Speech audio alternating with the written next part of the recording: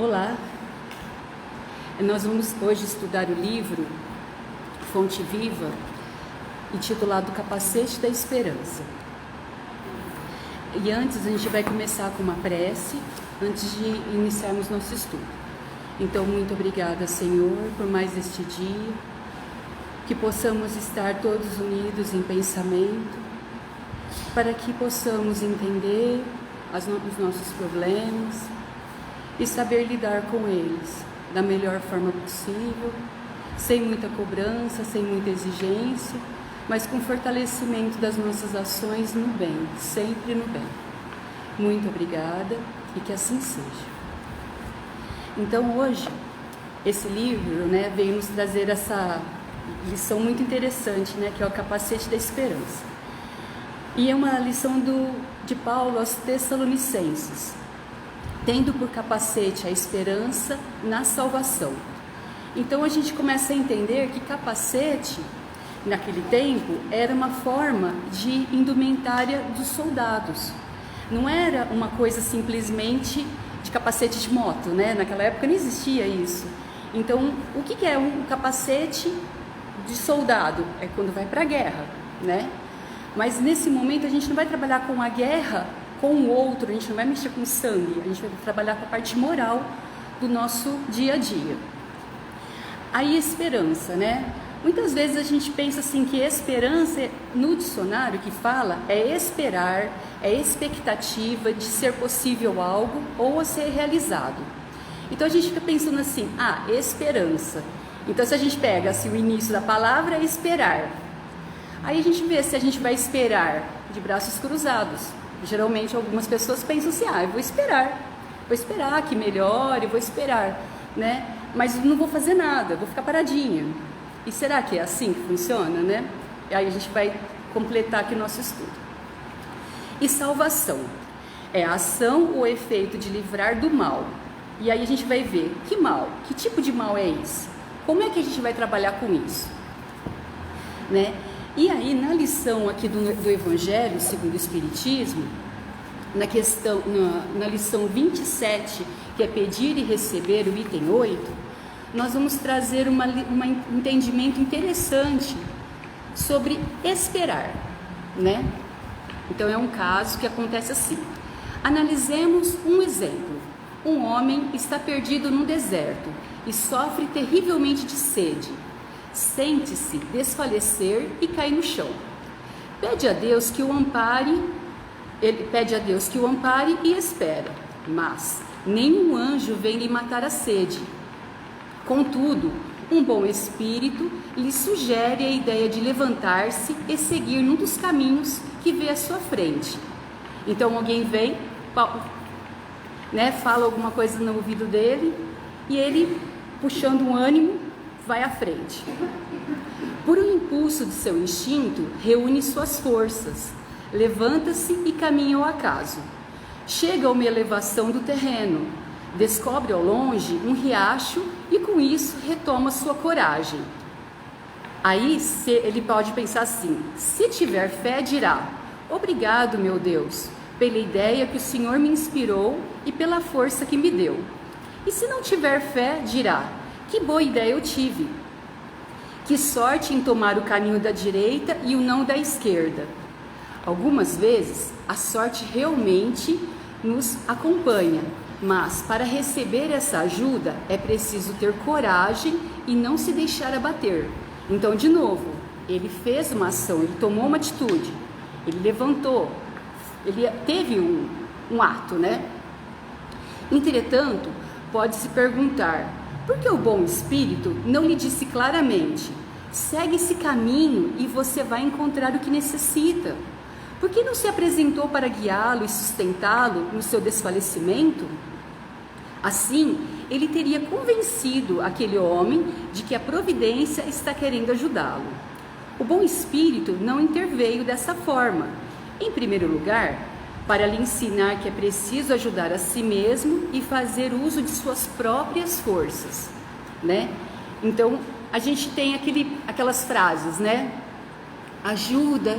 ajuda-te que o céu te ajudará, Deus ajuda quem cedo madruga.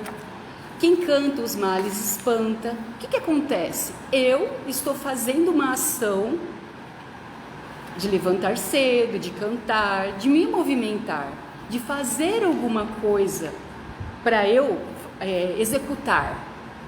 Então isso são ações que eu pratico para eu me melhorar. Eu não vou ficar esperando, igual um passarinho lá, a mãe dá comida na boca, né? Eu vou precisar me movimentar, vou precisar, entre aspas, bater asas e voar, procurar meu alimento, fazer as minhas coisas, fazer as minhas escolhas, como a gente sempre faz, o tempo todo a gente está tomando escolha. Ou a gente faz isso ou faz aquilo, não é? E aí, tem uma frase que uma pessoa me disse uma vez, que eu acho assim, interessante, que eu coloco como meta de vida para mim. Feito é melhor do que bem feito. Porque às vezes o bem feito, a gente quer tão que fique perfeito, tão exatamente, que a gente fica elaborando tanto e que não sai do primeiro passo. A gente não consegue dar fazer o primeiro ato. E aí com isso a gente não sai do lugar. A gente continua planejando. E aí o que acontece? Você continua um planejamento, você nunca vai saber qual vai ser o resultado. Então, por exemplo, quando a gente começa uma atividade nova, a gente precisa saber que aquela atividade vai ser feita, será realizada, e aí a gente começa a trabalhar naquela atividade. No decorrer dos passos, a gente muda, a gente troca algumas ideias, outras pessoas vêm nos inspirar em outras coisas, e aí com isso a gente vai melhorando as atitudes, as ações, mas para a gente precisa sair daquele lugar, precisa se movimentar, precisa ter a ação e não ficar esperando, né? E a gente vê assim, né? Algumas pessoas vão falar que eu sou doida, né? Mas eu fico pensando assim, que é muito bom ter problemas, né? Por que é bom ter problemas? Porque se não fossem os problemas, a gente nunca teria solução para aquilo. A gente, igual o exemplo ali do espírito, vá por esse caminho do que o outro. Aí o que eu vou fazer? Quando eu precisar tomar uma atitude, eu vou ter que ficar perguntando para os espíritos ou para outras pessoas. O que eu faço? O que eu tomo? O que eu tomo de atitude? O que eu resolvo? E aí eu vou me movimentar, né? As formigas, quando cai uma pedra na trilha delas, elas não vão ficar ali paradas perguntando, pedra, sai daí, ô pedra, né? Elas vão pegar e desviar da pedra. Foi um problema, pedra. E vai ser sempre assim com a gente. Uma hora nós teremos problemas pequenos. Aí a gente vai lá, resolve, outras pessoas nos ajudam. Mas o importante é que nunca sejamos vítimas. Nunca tenhamos esse sentimento de vítima. Eu sou sempre coitadinho, porque quando eu falo de um problema, eu mostro que eu sou a coitada e que o outro que é o malvado da história, né? E aí o que acontece? Quando eu conto um problema para alguém, essa pessoa ouve a minha reclamação, né? E aí essa pessoa olha e fala assim, mas esse problema é tão simples, você resolveria desse jeito, né? Aí eu falo assim, não, mas esse é o meu problema, é a minha dor. E aí a gente fica se perguntando, como pensar num problema, né? Esses dias mesmo eu estava me questionando sobre isso. E até a princípio, né? Toda vez que tem uma lição para nós fazermos ou para estudar, é incrível que a semana inteira a gente fica pensando naquele problema, naquela lição. E fatos acontecem, ou mensagens que a gente recebe, ou problemas que nos ocorrem para testar aquela tarefa, aquela lição. É muito interessante, pelo menos para mim, sempre acontece isso. Eu acho bem interessante quando ocorrem essas coisas, né? Então, nesse decorrer dessa semana, eu recebi um arquivo, um texto, falando sobre estresse no trabalho. E eu comecei a ver que esse estresse no trabalho não é só no trabalho, mas é na minha casa. Porque hoje eu estou home office, eu estou trabalhando home office, né? Meu trabalho profissional eu faço em casa. Mas, mesmo estando em casa, eu consigo tomar atitudes que essa lição me trouxe. Então, por exemplo, eu vou falar sobre ver o problema de outro ângulo. Quando eu vejo o problema de outro ângulo, o que acontece? Eu me afasto, eu vou pensar em outra coisa, vou lavar uma louça. Enquanto eu lavo a louça, eu estou pensando na lavagem da louça, no sabão, na água, lógico para não desperdiçar, mas estou fazendo aquele serviço. E às vezes vem o flash do problema. E aí eu começo a pensar, falo assim, puxa, aquele problema não era tão difícil. Eu posso resolver de outra forma, mas por quê? Eu não estou no problema, eu me afastei um pouquinho dele, né? Então olha que interessante para atenuar o estresse. São dicas de saúde e bem-estar. Já ouviram o riso espontâneo? Tem algumas técnicas de yoga, né? Que falam assim, faça um alongamento, se espreguiça, faz aquela respiração profunda e ri. Ah, mas eu não estou com vontade de rir. Então vê algum vídeo de risada, né? Mesmo sendo forçado, o nosso corpo não sabe se você está rindo forçado ou você está rindo de forma espontânea. E tenta rir por 1 minuto. E tenta fazer isso todos os dias, por 1 minuto. Todos os dias. O dia tem 24 horas, ou uso 1 minuto do meu dia para fazer um alongamento, para respirar profundamente, para eu, me harmonizar, tranquilizar o meu corpo e rir, né?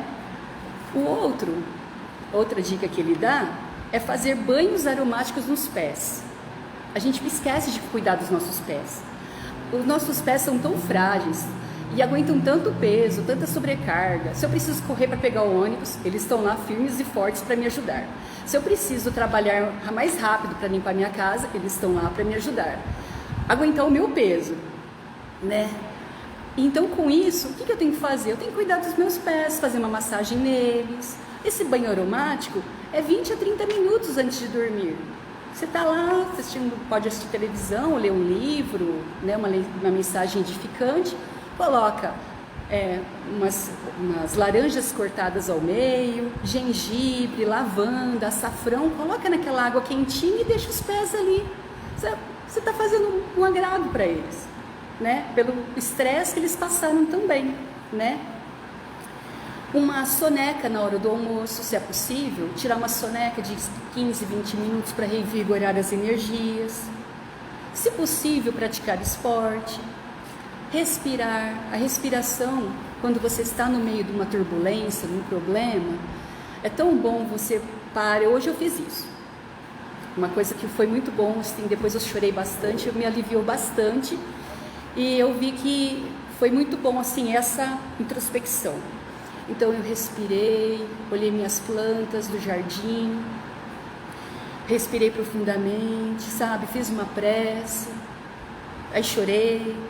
E isso foi muito bom, porque eu consegui trabalhar em mim um sentimento que estava meio abafadinho. Só que a gente vai acumulando e vai deixando ele preso. E com isso a gente não consegue pôr para fora. Mas isso tudo são ações. Eu não estou nada parada. Eu estou quietinha, eu estou ali serena, me serenando, mas deixando o meu corpo agir. Eu estou praticando ações, né? Eu não estou realmente parada, né? Isso é muito importante. Aí, o que acontece? O ato de parar, de esperar.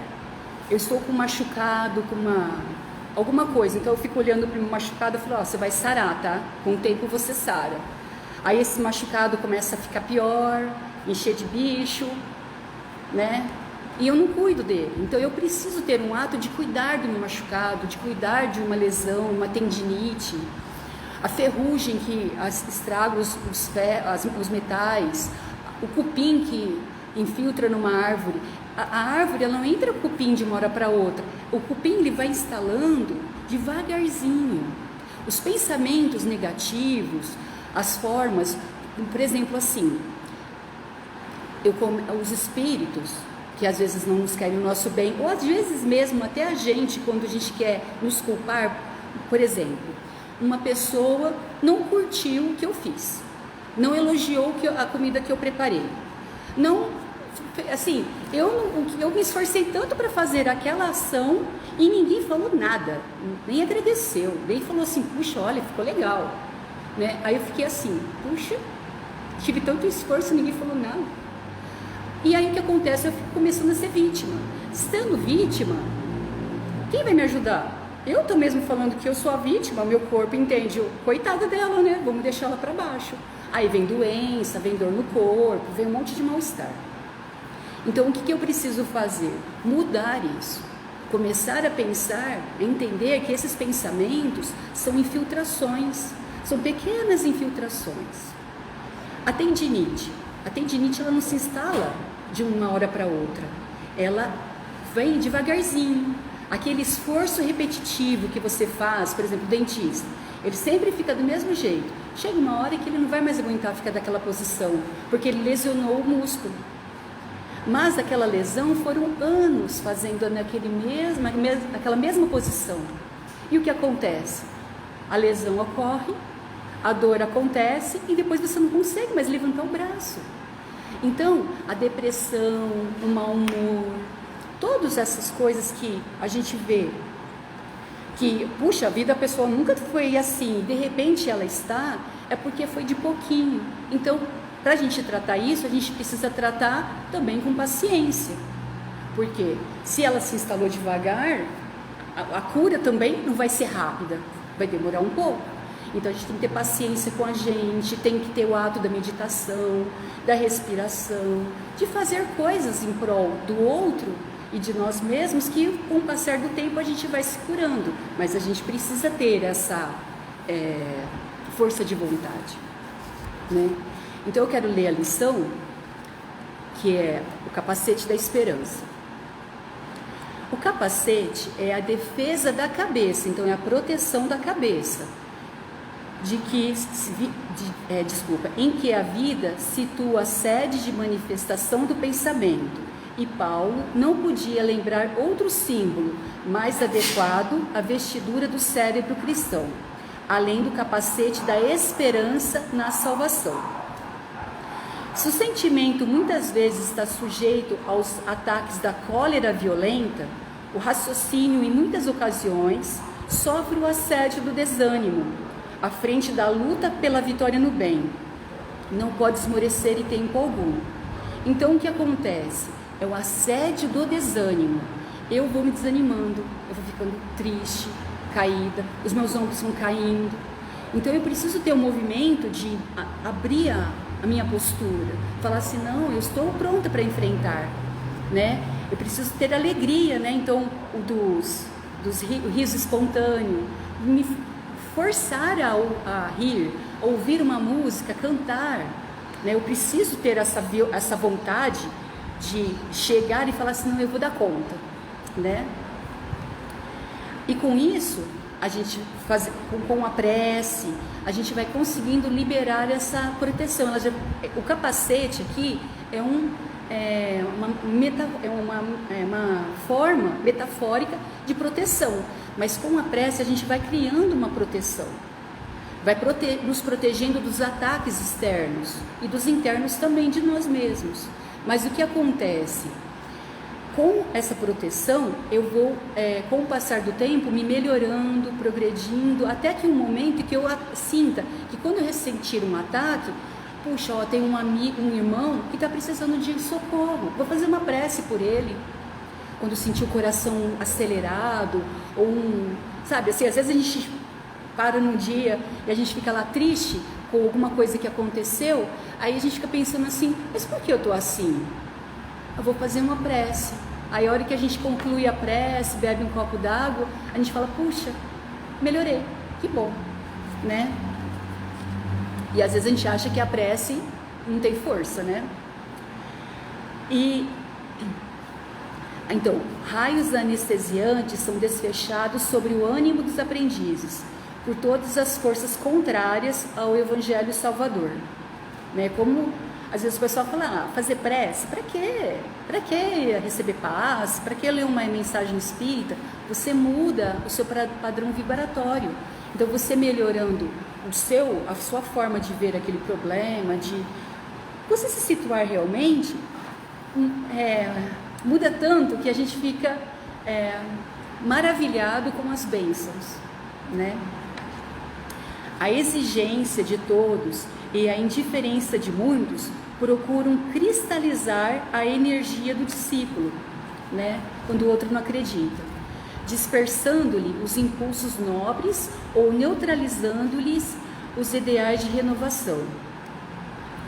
Contudo, é imprescindível esperar, nunca de braços cruzados, sempre o desenvolvimento dos princípios latentes do bem, ainda mesmo quando o mal transitório estenda raízes em todas as direções. Às vezes nós achamos que os problemas, que o mal, o mal não tem remédio, mas se a gente olhar com outros olhos, a gente começa a ver outras soluções para aquilo. Os problemas, lembra? A gente precisa dos problemas para resolver. E aí a gente olhando aquele problema, a gente consegue ver ele de outra forma. É necessário esperar o fortalecimento do fraco, à maneira do lavrador que não perde a confiança nos grelhos tenros. Grelhos são as plantas tipo couve, nabo, que são e tenros que são delicados, né? Então a gente tem que proteger da chuva, do sol excessivo, às vezes com sombrite, né? Para elas se fortalecerem, que aí os pássaros também não se alimentam deles naquele momento, para eles ficarem fortes e se tornarem folhas viçosas, fortalecidas, né? Para ter aquela lavoura bem legal. Então, aí aguardar a alegria da coragem dos tristes, né? Porque a tempestade não dura para sempre, né? Uma vez a gente estava no passe, a Ivânia chegou e falou assim, olha, a tempestade dura para sempre? Não, aqui em Ribeirão pelo menos, é difícil ter uma tempestade, né? Mas não dura para sempre, às vezes tem assim 1 hora, meia hora de ventos fortes, de chuva brava, mas não dura, o que tem mais é o sol, é o tempo tranquilo. E com isso a gente vai criando fé, né, naquilo.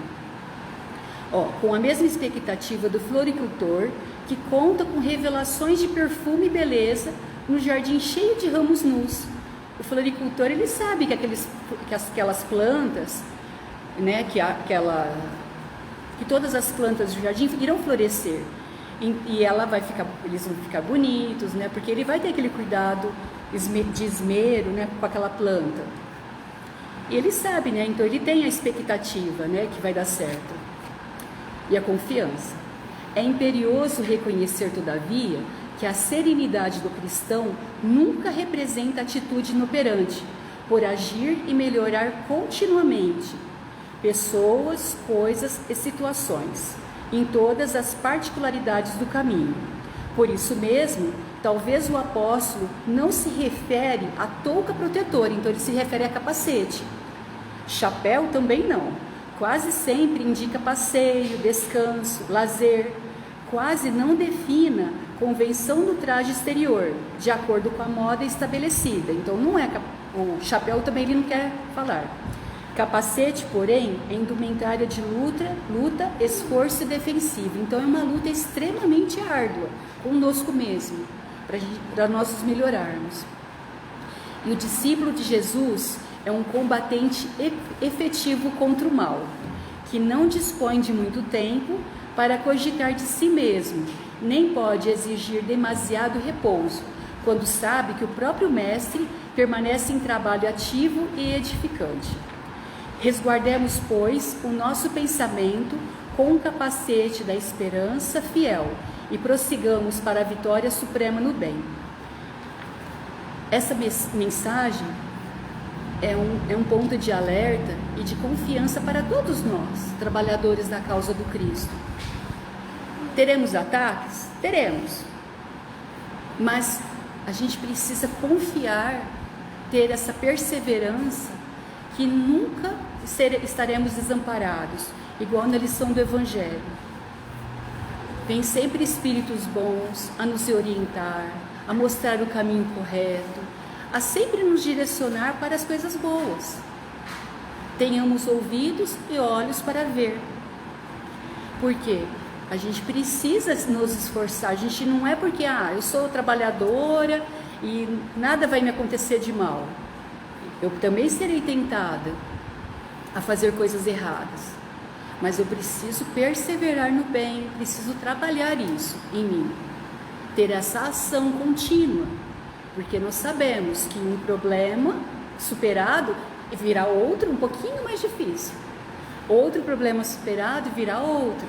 Então, com isso a gente vai trabalhando os nossos sentimentos, os nossos pensamentos, e uma hora nós iremos nos tornar melhores, mas precisamos do nosso esforço, da nossa esperança, certo?